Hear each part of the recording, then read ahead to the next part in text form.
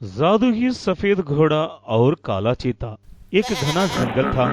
जंगल में कई सारे जानवर रहते थे। जंगल का राजा शेर और उसकी पत्नी बहुत दयालु थे। शेर के राज में जंगल के जानवर बहुत ही खुश थे। सब कुछ अच्छे से चल रहा था। एक दिन शेर और शेरनी जंगल में घूम रहे थे कि तभी एक गर्भवती हिरनी भागते हुए उसकी ओर आ रही थी। वो मदद के लिए चिल्ला रही थी। महाराज मेरी मदद कीजिए, ये काला चीता मुझे मार डालेगा। यूं हिरनी भागते हुए आ रही थी। उसके पीछे काला चीता पड़ा हुआ था। ये देखकर शेर और शेरनी भागते हुए हिरनी के पास पहुंचते हैं। हिरनी शेर और शेरनी को देखकर चैन की सांस लेती है और रुक जाती है कि तभी काला चीता वहां भागता हुआ आ जाता है। शेर काला चीता को रोकते हुए कहता है, अरे वो काले चीते, क्या तू अंधा हो गया है क्या, जो तुझे दिखाई नहीं देता कि हिरणी तो गर्भवती है और तो उसका शिकार करने जा रहा है।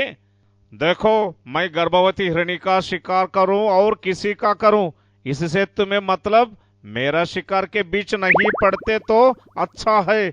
ये सुनकर बहुत ही गुस्सा आता है और वो जोर से दहाड़ मारता है।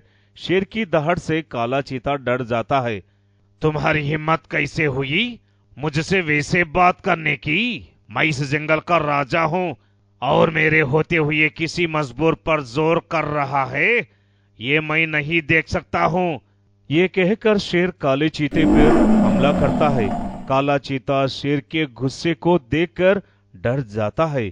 वो गिड़गिड़ाते हुए कहता है, महाराज मुझे माफ कर दीजिए, मैं ये जंगल छोड़कर ही चला जाता हूँ और फिर कभी वापस लौटकर नहीं आऊंगा। ये सुनकर शेरनी कहती है, हाँ, तुम्हारे लिए यही अच्छा होगा कि तुम ये जंगल छोड़कर चली जाओ, फिर कभी इस जंगल की ओर आंख उठाकर भी मत देखना। ये सुनकर काला चीता उल्टे पांव 9 दो 11 हो जाता है। तभी हिरनी कहती है, महाराज आपका बहुत बहुत धन्यवाद। अगर आप नहीं होते तो पता नहीं मेरे और मेरे आने वाले बच्चे का क्या होगा। अरे ये तो मेरा राजा होने का कर्तव्य है कि मैं प्रजा की रक्षा करूं। अपना ख्याल रखना। शेर और शेरनी वहां से चले जाते हैं। हिरनी भी अपने रास्ते चली जाती है। दूसरी ओर काला चीता भागते भागते काफी दूर चला जाता है। वो गुस्से से आग बबला हो रहा था। वो भागते भागते ये गुहा के पास जाकर रुकता है और मन ही मन सोचता है, अरे उस शेर की तो वैसे की तैसी, कमबख्त ने मुझे इस जंगल से निकाल दिया। मेरा बस चले तो मैं उस शेर और शेरनी को मेरा गुलाम बना लूं। हाँ, मैं कैसे अपने गुस्से पर काबू करूं? हाँ, ये काम करता हूँ। थोड़ी देर आराम करता हूँ, फिर सोचता हूँ कि क्या करना है। लगता है इस गुहा में कोई नहीं है, यही आराम करता हूँ। ये कहकर काला चीता गुहा में आराम करने चला जाता है। वो गुहा एक शैतानी गुहा थी। काला चीता उस गुहा में जाकर सो जाता है। सुबह वो जब उठ जाता है तो वो एक शैतानी रूप ले चुका था। उसके पास कई सारी शैतानी शक्तियां आ गए थे। ये देखकर काला चीता बहुत ही खुश हो जाता है। अरे हा, लगता है ये एक जादुई गुहा है। उस शेर और शेरनी ने मुझे इस जंगल से निकालकर अच्छा नहीं किया। अब मैं उन्हें अपना गुलाम बनाकर जंगल पर राज करूंगा।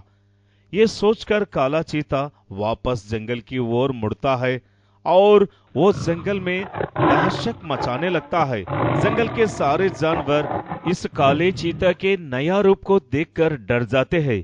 काले चीता के सामने जो भी आता तो उसका शिकार कर देता था, यूं उठाकर दूर फेंक देता था। जब ये बात शेर और शेरनी को पता चलती है तो वो गुस्से से दहाड़ मारते हुए काला चीता के पास आते हैं। मैंने पिछली बार तुम्हें छोड़कर अच्छा नहीं किया, उसी वक्त तुम्हें मार डालना चाहे थे।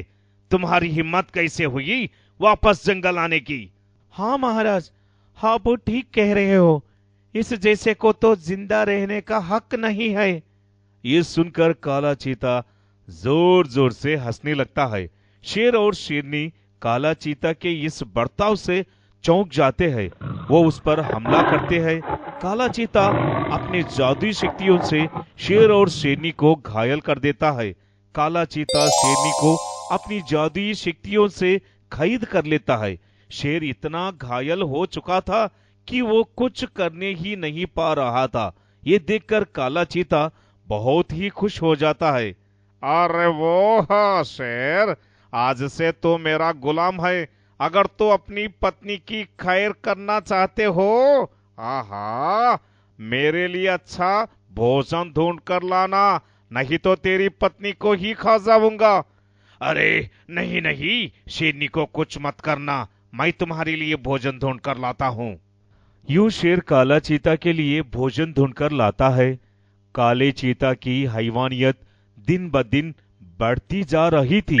वो शेरनी को ना तो खाने के लिए खाना दे रहा था और ना ही पानी। शेरनी की हालत बहुत खराब हो गई थी। शेर काले चीता से कहता है, देखो शेरनी की हालत बहुत खराब है, प्लीज उसे कुछ खाने के लिए दे दो।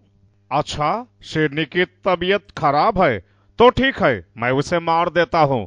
काला चीता अपनी जादुई शक्तियों से शेरनी पर हमला करता है और शेरनी दर्द के मारे चिल्ला रही थी। ये देखकर शेर और बाकी के जानवर के आंखों में आंसू आ जाते हैं। प्लीज मेरे शेरनी को छोड़ दो। पर काले चीता की हैवानियत थी कि वो बढ़ते ही जा रही थी कि तभी अचानक से बिजली कड़कती है। वो जोरों की आंधी शुरू होती है। आसमान से एक जादुई घोड़ा हवा में उड़ते हुए वहां आता है। वहां खड़े सारे जानवर जादुई घोड़े को देखकर घबरा जाते हैं। कौन हो और तुम यहाँ क्यों आए हो? तुम्हारे पापों को अंत करने आया हूँ। तुमने अपनी शैतानी शक्तियों से न जाने कितने मासूमों को मारा है, अब तुम्हारा अंत हो चुका है। ये कहकर सफेद घोड़ा अपनी जादुई शक्तियों से काला चीता पर वार करता है। काला चीता की शक्तियां जादू घोड़े के सामने टिक नहीं पाते और वो मर जाता है। जादुई सफेद घोड़ा अपनी शक्तियों से शेरनी को ठीक करता है।